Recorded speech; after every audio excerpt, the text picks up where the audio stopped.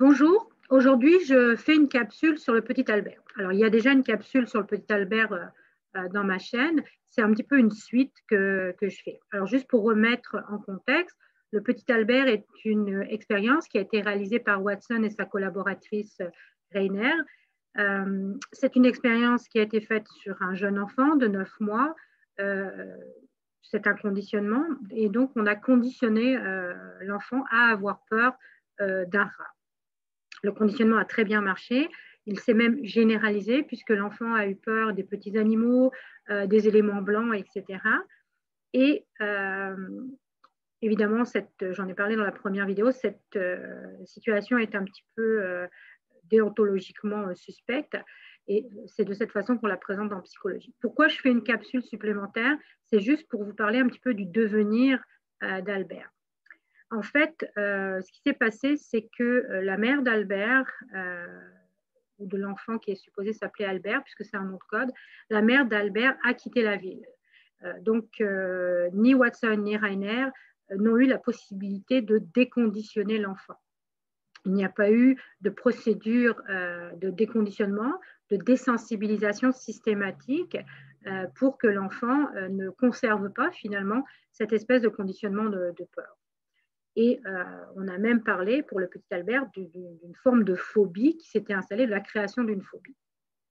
Dans la première capsule, je vous parle de la trace d'Albert qui aurait été découvert chez un enfant qui s'appelait Douglas, mais qui est un enfant qui est mort très jeune et qui était atteint d'hydrocéphalie, ce qui remettait un petit peu en question les résultats de l'expérience.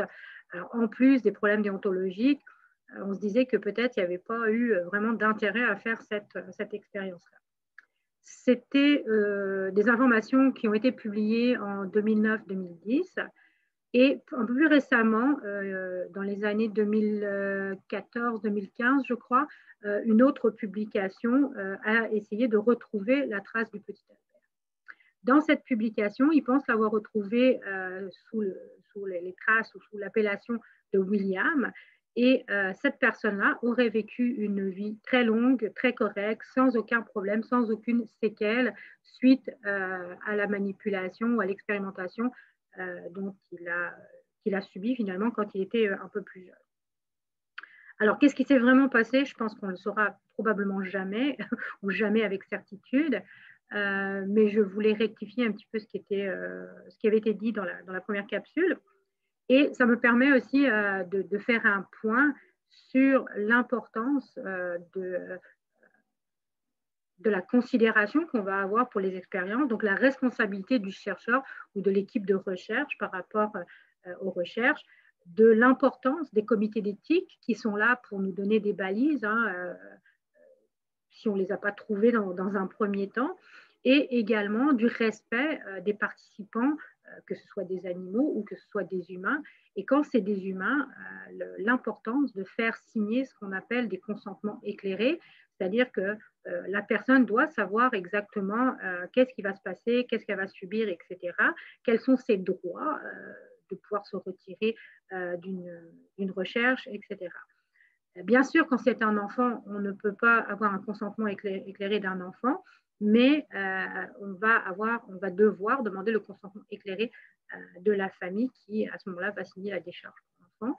Et quand il s'agit d'adolescents, généralement, on va demander un double consentement, un consentement de l'adolescent et un consentement des parents.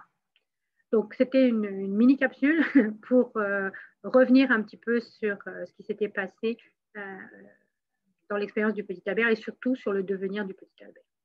Merci d'avoir suivi cette capsule. Au plaisir de vous revoir dans une prochaine.